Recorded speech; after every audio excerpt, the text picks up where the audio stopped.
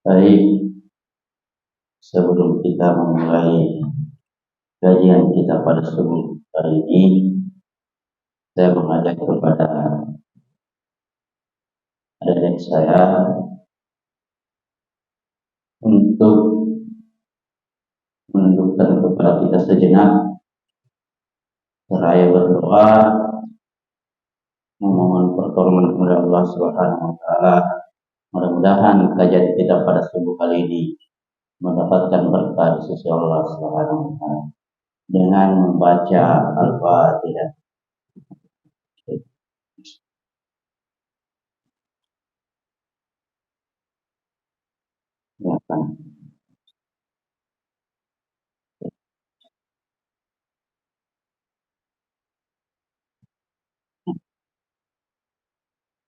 Terima kasih. Alhamdulillahirabbil alamin. Wassalatu wassalamu ala asyrafil anbiya'i wal mursalin wa ala alihi wa ashabihi ajma'in. Amma ba'd. Alhamdulillah, puji syukur kita panjatkan atas kehadirat Allah Subhanahu wa Ta'ala, karena atas segala limpahan rahmatnya sehingga pada pagi subuh hari ini kita semua diberikan nikmat kesehatan, nikmat kesempatan untuk menunaikan ibadah di muka bumi. Selawat serta salam tanpa pula kita kirimkan kepada Nabi kita, yakni Nabi Muhammad Sallallahu Alaihi Wasallam, Nabi yang menjadi suri tauladan di muka bumi, contoh bagi kita semua di muka bumi. Baik santri yang sama-sama dirahmati oleh Allah Subhanahu wa Ta'ala, kajian kita pada subuh hari ini itu terkait dengan cahaya petunjuk dalam kehidupan. Jadi cahaya itu dia itu sebagai pengarah, dia memiliki makna yang mendalam. Yang pertama yang harus kita ketahui dulu adalah apa cahaya itu sebenarnya.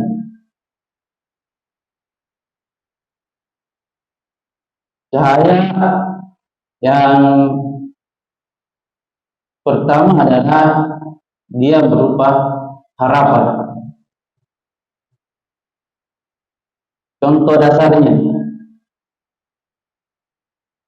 ketika kita berada dalam suatu kegelapan, di suatu tempat yang gelap gulita, yang hanya kita lihat adalah berupa titik cahaya penerang, maka itulah menjadi harapan kita untuk menjadi lebih baik, untuk menjadi arah, untuk menjadi penolong dalam kegelapan. Jadi cahaya dalam artian harapan ini dia sebagai penolong dalam suatu kegelapan, dalam gelap gulita. Yang kedua, cahaya petunjuk bisa juga sebagai pengetahuan. Dalam artian pengetahuan itu bisa membimbing kita menjadi petunjuk, menjadi pembimbing dalam kebingungan kita. Jadi pengetahuan itu dia sebagai penolong, pembimbing kita, pembimbing dalam menghadapi suatu masalah. pembimbing dalam menghadapi kebingungan. Yang ketiga, dia sebagai inspirasi. Dia juga sebagai inspirasi jalan yang lurus. Dalam artian dia sebagai penunjuk jalan yang lurus. Jadi cahaya itu banyak makna, banyak maknanya. Jadi dalam diri kita semua ini, dalam diri santri-santriku ini, anak-anakku sekalian, kita punya masing-masing cahaya dalam diri kita. Tinggal kita menggali diri kita, di mana cahaya saya sebenarnya. Apakah cahaya kita selama ini sering kita siram? Apakah cahaya kita selama ini sering kita cas? Ibarat ini cahaya ini seperti sebuah handphone. Kalau cahaya ini sering kita cas, maka cahaya itu akan terus bersinar dalam diri kita, akan terus menjadi pembimbing bagi kita, akan terus menjadi penolong bagi kita. Cahaya ketika tidak disiram dan tidak dicas dengan baik,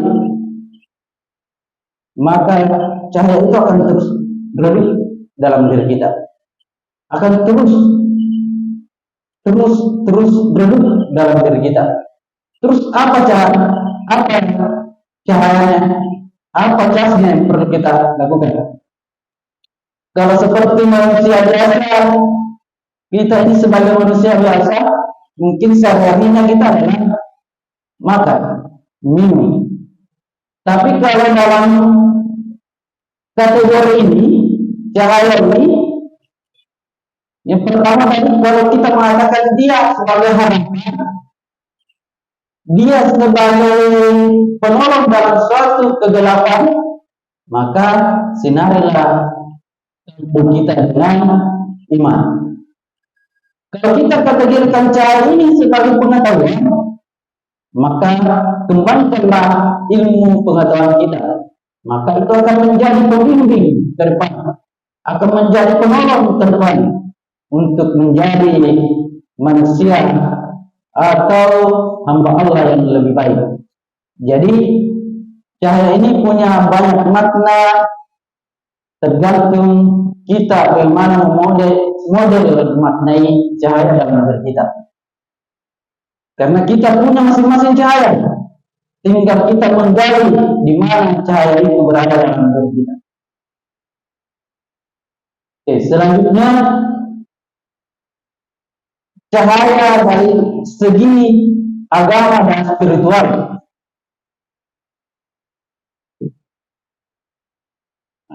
Dari cahaya dari pandangan Islam secara spiritual, yang pertama adalah dilihat dari moral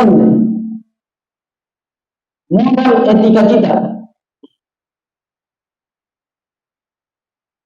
Moral itu berarti perilaku. Jadi moral itu seperti perilaku. Perilaku itu terdiri atas dua. Ada dikatakan perilaku baik dan ada yang perilaku buruk. Jadi kalau kita kembali mengartikan cahaya itu, berarti cahaya itu ada cahaya baik dan ada cahaya yang buruk. Berarti dalam diri kita ini juga ada dua. Itu ada cahaya yang baik dan ada yang cahaya yang buruk. Kalau saya tidak salah, ada ayatnya sepotong, itu tujuh raha wa taqwa, bahwa dalam diri manusia itu ada yang namanya sifat fujur, ada yang dibilang sifat takwa. Fujur itu adalah sifat yang bisa dikategorikan adalah ciri-ciri sifat setan. Sifat takwa itu ciri-cirinya adalah seperti contohnya adalah perilaku Nabi kita, yaitu Nabi Muhammad Sallallahu Alaihi Wasallam, yaitu dia berakhlak mulia, dia memiliki perilaku yang bisa dikatakan adalah contoh bagi semua manusia di muka bumi. Jadi dari segi agama, cahaya itu adalah seperti perilaku kita, cerminan perilaku itu adalah cerminan bagi kita, di mana kita mengarah antara perilaku kita condong ke perilaku baik atau dia condong ke perilaku yang buruk. Tentu berbeda ketika kita sebagai santri dan siswa biasa yang di luar sana yang tidak mondok, tentu jauh berbeda. Jadi kita bisa mengambil makna bahwa kita yang ada di pondok ini sebagai santri yang baik, maka kita harus harus lebih baik daripada yang siswa yang ada di luar. Jadi harus kita sebagai anak santri mencerminkan cahaya yang baik dalam diri kita agar menjadi contoh di tengah-tengah masyarakat kita ke depan. Selanjutnya, cahaya dari segi ilmu pengetahuan dan akal budi.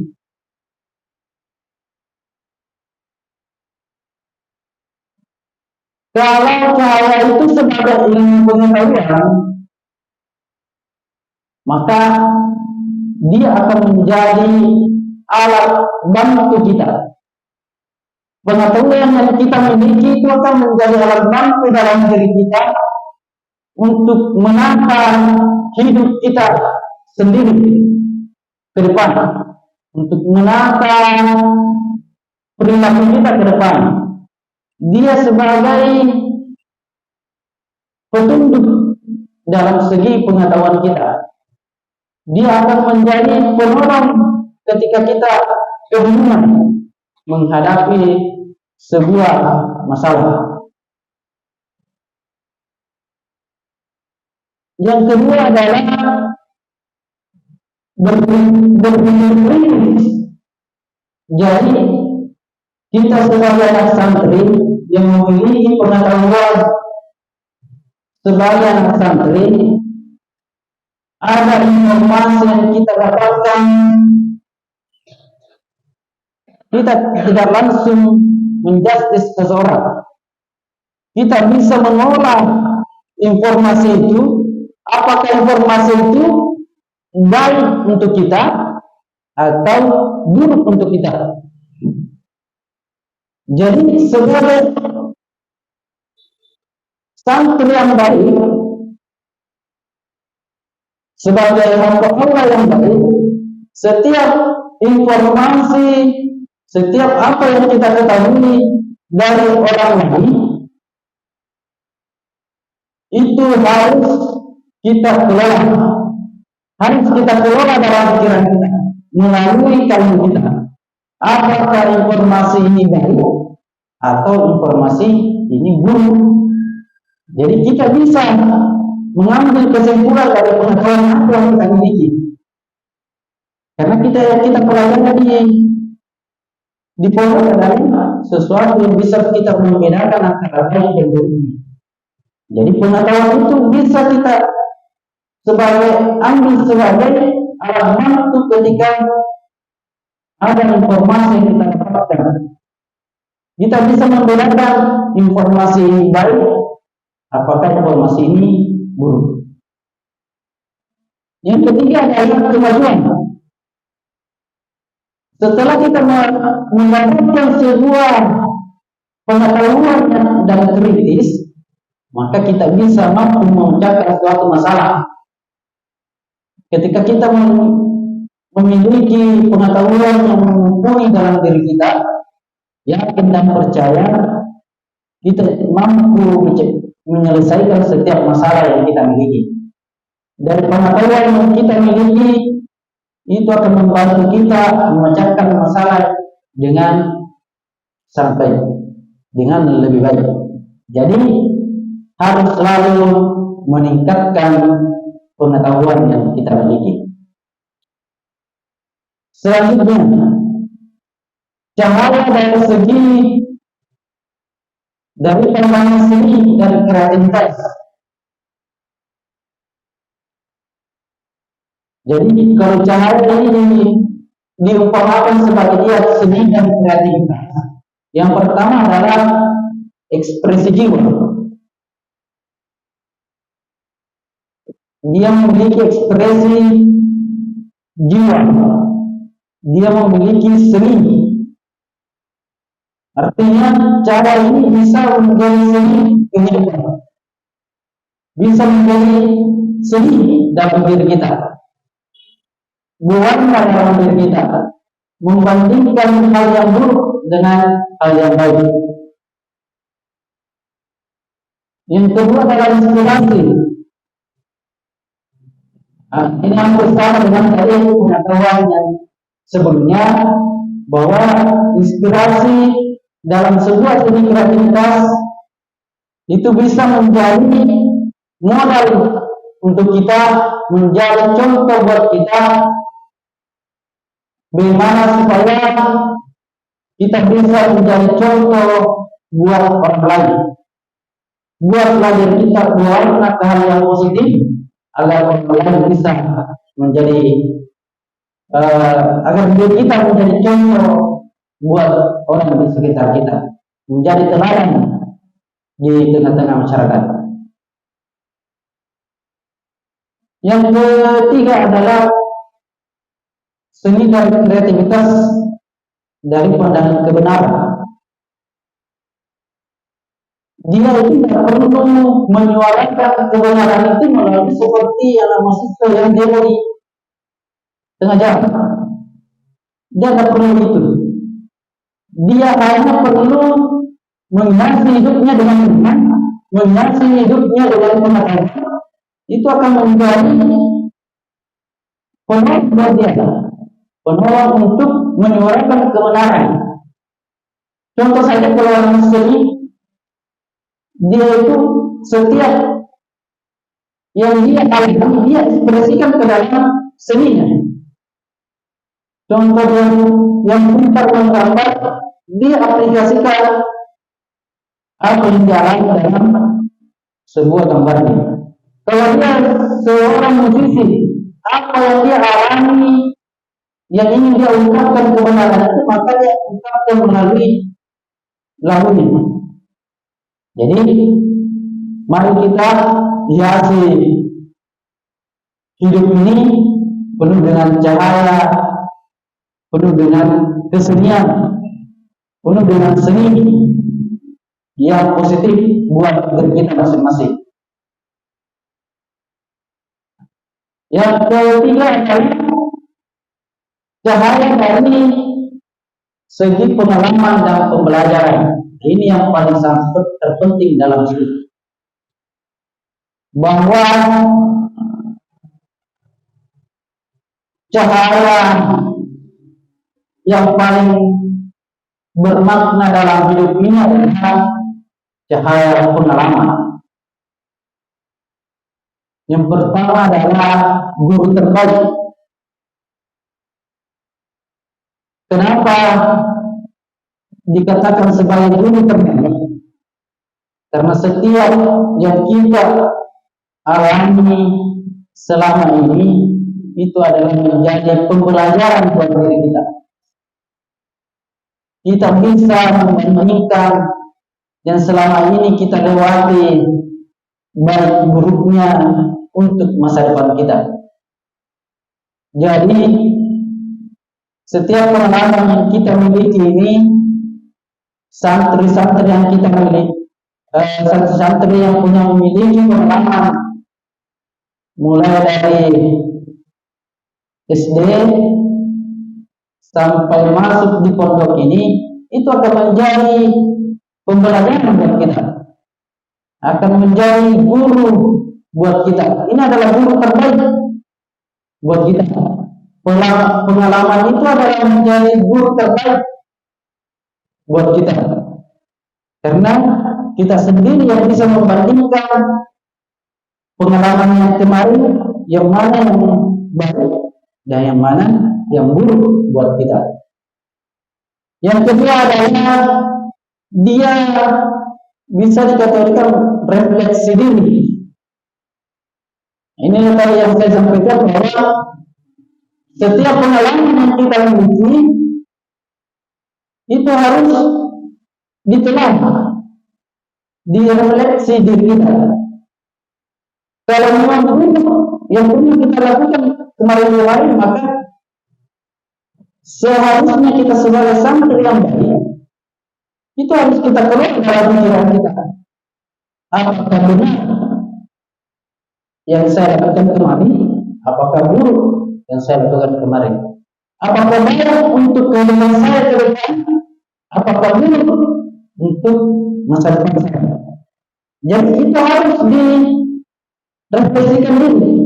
Harus kita jadikan pembelajaran. Kalau kemarin kita tidak mampu membaca suci Al-Quran, maka harus bisa sekarang, karena itu akan menjadi pedoman kita ke depan, pedoman hidup kita sendiri ke depan. Kalau kemarin kita sering bertengkar sama teman sendiri, maka keluar dengan pikiran kita, apakah baik untuk diri saya ke depan. Kalau memang baik yang kita lakukan kemarin, maka harus kita pertahankan hari ini dan harus kita tingkatkan kebaikan-kebaikan itu. Karena itu semua akan menjadi penolong, petunjuk, pembimbing bagi kita dalam diri kita sendiri. Jadi guru terbaik tidak berada dalam luar diri kita, tapi guru terbaik itu ada dalam diri kita. Tergantung kita yang mana kita mau ikuti. Guru yang mana mau kita ikuti? Guru yang baik atau guru yang buruk?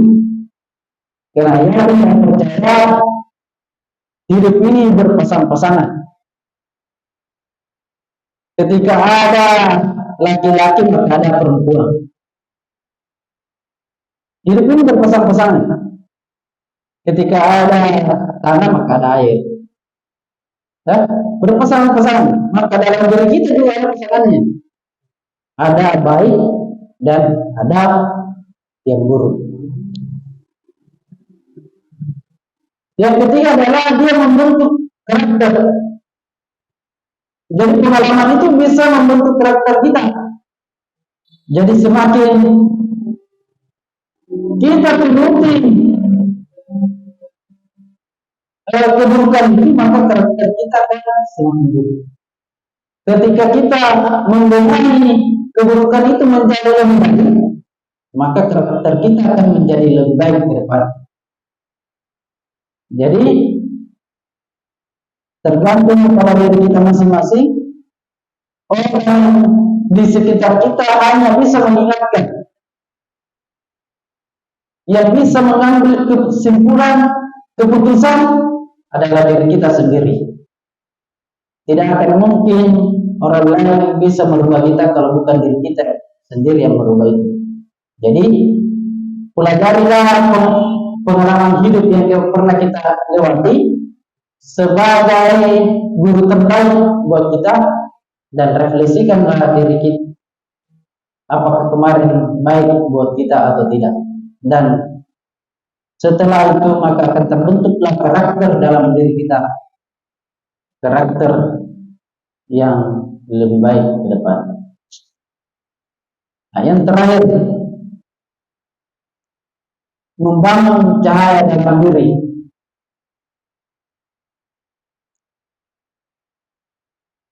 Jadi yang pertama adalah kita harus selalu kembangkan hal-hal positif dalam diri kita. Harus kita selalu kembalikan itu. Kalau kemarin zikirnya cuma 10 kali dalam satu hari, maka tingkatkan ke 20, 30, sampai 100, sampai tidak bisa kita hitung. Karena sebaik-baiknya ketika membuat amal, maka amal yang tidak pernah kita hitung sendiri. Amal itu sebenarnya tidak perlu dihitung. Lakukan saja selama itu baik untuk diri kita dan untuk orang-orang di sekitar kita. Kita juga harus mencari mentor yang baik. Jadi kita harus mencari mentor di luar dari diri kita yang bisa membimbing kita ke depan, yang bisa mengarahkan kita ke hal yang lebih baik. Yang ketiga, kita harus mencari komunitas yang bermanfaat untuk diri kita. Nah, contoh kita ini yang berada di pondok, ini adalah sebuah komunitas pesantren yang akan membentuk karakter anak didik dari segi ilmu agama, dari segi ilmu pengetahuannya. Yang keempat adalah mindfulness, atau dia harus percaya diri. Kita itu harus percaya diri apa yang kita lakukan. Selama baik untuk diri kita, maka harus kita percaya diri bahwa harus saya lakukan. Harus saya memperbaiki diri. Harus kita tingkatkan dari yang buruk menjadi baik, yang baik menjadi yang lebih baik.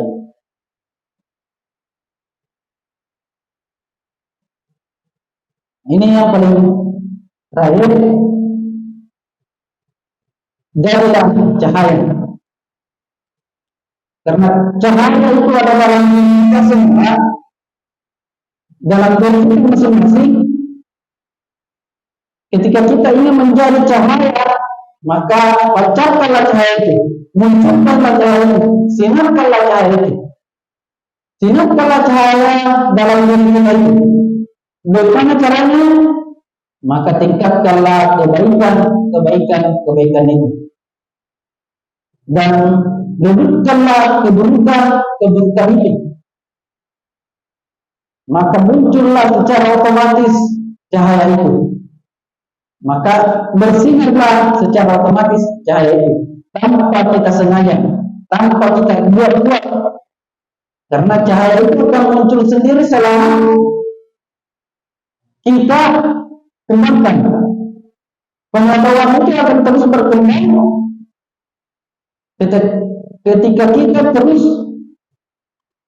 belajar. Cahaya iman itu akan terus bersinar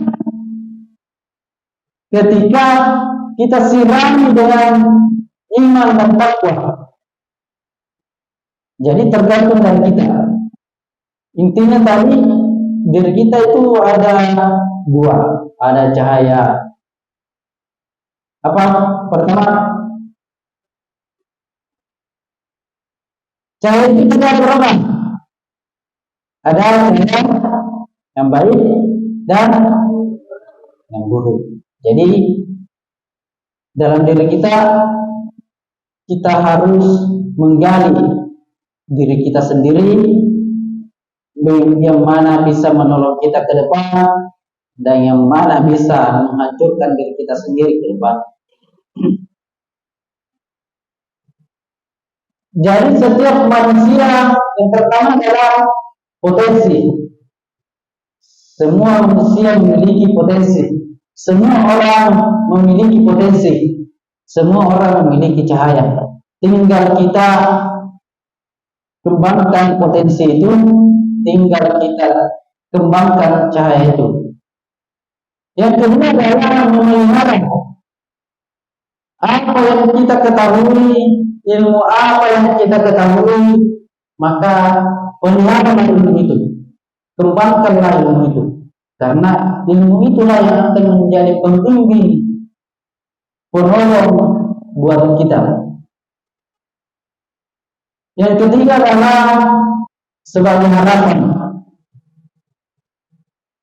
Kita ini yang mondok ini, kita ini adalah semua menjadi harapan untuk orang tua menjadi manusia yang lebih baik, bisa menjadi contoh di tengah-tengah masyarakat, bisa menjadi pembimbing di tengah-tengah masyarakat, terutama membimbing diri sendiri. Jadi santri, kita harus selalu mempelajari diri kita sendiri. Tidak perlu mempelajari orang lain, tidak perlu menilai orang lain, tidak perlu kita sering mencela orang lain, karena ada diri kita yang perlu mencela. Karena kita ini sebagai manusia biasa yang tidak lepas dari kehilangan. Kita ini juga manusia yang lemah. Kalau kita sendiri sering mencela orang lain, secara otomatis kita juga mengundang orang lain untuk mencela diri kita.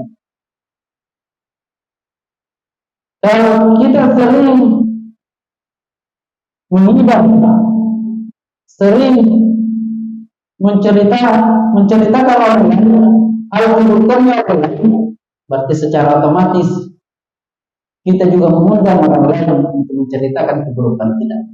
Karena yakin dan percaya keburukan itu juga ada dalam diri kita. Cuma itu tadi, apakah keburukan itu mau kita redam atau mau terus kita kembangkan. Kalau keburukan terus kita tingkatkan, maka cahaya kebaikan itu akan menurun. Ketika cahaya yang baik itu terus kita kembangkan, maka cahaya keburukan itu akan terus menurun. Jadi mari kita sama-sama introspeksi diri. Mari kita sama-sama jadikan diri kita sebagai guru yang terbaik. Mari kita sama-sama jadikan diri pengalaman itu menjadi pembelajaran yang terbaik. Mari kita refleksikan diri kita untuk menjadi manusia lebih baik dan bermanfaat untuk kita semua, terutama untuk diri kita dan orang tua kita. Jadi teruslah belajar, mari kita terus belajar, karena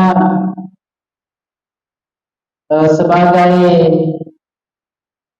hamba Allah yang baik itu kita tidak boleh berhenti belajar. Kita harus terus belajar. Apa yang harus kita pelajari? Selain dari pembelajaran di luar dari diri kita, ada dalam diri kita yang harus kita pelajari. Ada petunjuk dalam diri kita. Ada banyak petunjuk dalam diri kita yang harus kita pelajari. Entahkah petunjuk itu baik untuk kita, entahkah petunjuk itu buruk untuk kita. Maka selama baik untuk kita, maka ambillah petunjuk itu, pelajari petunjuk itu untuk kita bertindak, berperilaku di muka bumi ini. Selama buruk untuk kita, maka tinggalkanlah keburukan itu. Karena yakin dan percaya bukan orang lain yang akan hancur, bukan orang tua kita yang akan hancur, tapi yang terutama adalah yang hancur adalah diri kita sendiri. Kalau kita sendiri yang akan hancur. Selama kita sering cas kalbu kita sering cas kalbu kita dengan zikir, maka yakin iman itu akan terus berkembang. Ilmu pengetahuan kita terus akan berkembang. Kebaikan itu akan muncul sendiri selama kalbu kita disirami dengan iman dan takwa. Tapi kalau kalbu kita disirami dengan sering menggosip, hanya sering menceritakan orang lain, maka yakin dan percaya keburukan itu akan terus bersinar di luar sana, dan itulah yang akan mengundang orang lain untuk menceritakan kejelekan kita sendiri. Karena kita sendiri yang mengundang mereka, bukan orang lain yang salah, tapi diri kita sendiri yang salah. Karena kita tidak pernah menjadikan diri kita ini sebagai guru terbaik untuk kita. Jadi sebagai akhir kata, marilah kita sama-sama memperbaiki diri, jadikan cahaya dalam diri kita sebagai pembimbing untuk kita. Jadikan cahaya itu sebagai penolong untuk kita. Jadikan cahaya itu penopang. Cahaya dalam kalbu kita itu adalah sebagai pembimbing, penopang, penolong untuk diri kita sendiri, untuk terus melangkah ke hal-hal yang baik. Jadi mungkin itulah sempat saya sampaikan pada kajian subuh kali ini. Kalau ada kata yang mungkin bisa bermanfaat untuk kita, terutama untuk diri kita secara pribadi, yakin dan percaya bahwa itu datangnya dari Allah Subhanahu wa taala. Jikalau ada penyampaian yang kurang baik, maka yakin dan percaya itu adalah dari datangnya dari pribadi sendiri. Jadi mari anak-anakku, kita sama-sama belajar. Tidak ada, belajar itu tidak mengenal umur. Kita ini semua sama-sama belajar, mempelajari diri kita. Jadi belajarlah dulu untuk diri kita, pelajari diri kita. Kita harus terus mempelajari diri kita, karena itulah yang akan menjadi pembimbing untuk kita ke depan. Baik, mungkin itu yang saya sampaikan. Lebih dan kurangnya saya mohon maaf. Saya akhiri dengan ucapan alhamdulillahirabbil alamin. Assalamualaikum warahmatullahi wabarakatuh.